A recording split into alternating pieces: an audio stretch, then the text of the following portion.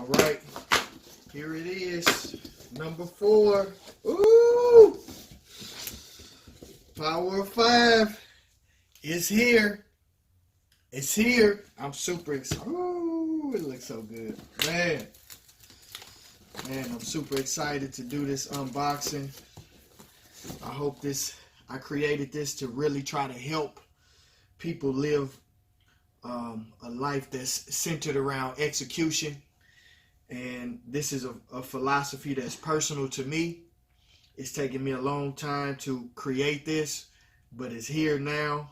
I'm in my hotel room in San Antonio, and I'm getting right to it. So I'm here for a conference, and hopefully we can share this love on this journey, a 90-day goal-setting journal, so we can finish 2018 strong. And this new year, we're going to go in.